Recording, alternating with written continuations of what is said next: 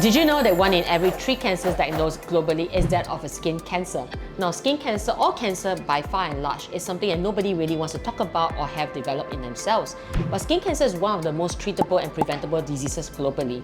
Hi, I'm Dr. Angeline Yong, board-certified dermatologist, and in this ensuing video below, we will be talking about how to recognize the skin cancer, how to prevent recurrence, and how to treat that effectively.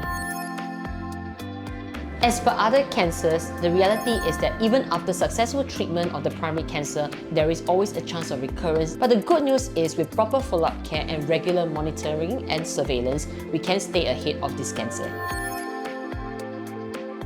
The first and most important step in skin cancer prevention is that of diligent monitoring. So remember the ABCDEs of skin cancer. A stands for asymmetry, which means that one half of the lesion doesn't match the other half. B stands for border, where we like nice smooth borders as opposed to irregularly shaped borders. C stands for variation in color, which means that blotchy, irregular colors like reds, browns, and blacks mixed in can be more suspicious than a uniform color.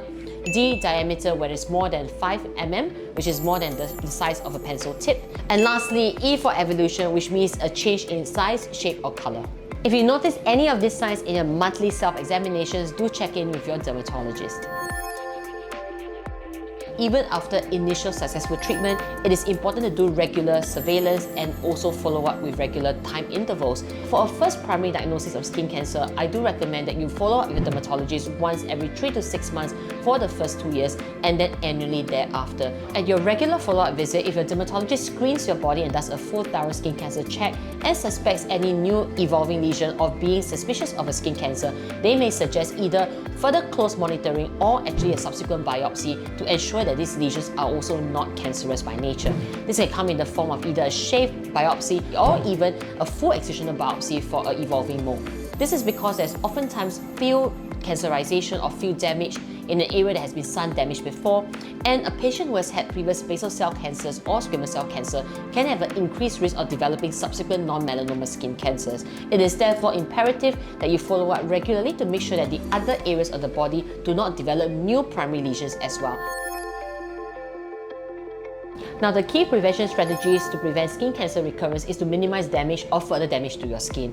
So one of the most imperative thing to do is to avoid UV radiation. So I've said this many times in my video as a dermatologist that protecting your skin adequately is crucial. Use at least SPF 30 and upwards. I prefer 40 to 50 actually, with broad spectrum coverage, even covering UVA as well. Ensure that you actually lather on the sunscreen when you're outdoors every 2 to 3 hours, especially when you're outdoors sweating or forming extra physical activity. Second, do avoid strong midday sun from between 10 AM to 4 PM and also seek shade when you're outdoors during that time. Thirdly, protective clothing can be very useful, such as proper UPF clothing, especially when going swimming, as well as a broad rimmed hat. Lastly, don't forget to avoid harmful habits such as UV tanning beds as well. Now, many of my patients after a first primary skin cancer diagnosis are really concerned with the formation and development of new skin cancers. While this cannot be 100% prevented, regular surveillance and monitoring can be very helpful at catching these new skin cancers very early. So if you do have a concern with your skin health as well as any skin cancer risk, don't forget to check in with your dermatologist who has expertise in skin cancer prevention and management. So if you found these tips helpful, don't forget to like, share, or subscribe to our channel for more up-to-date dermatological content.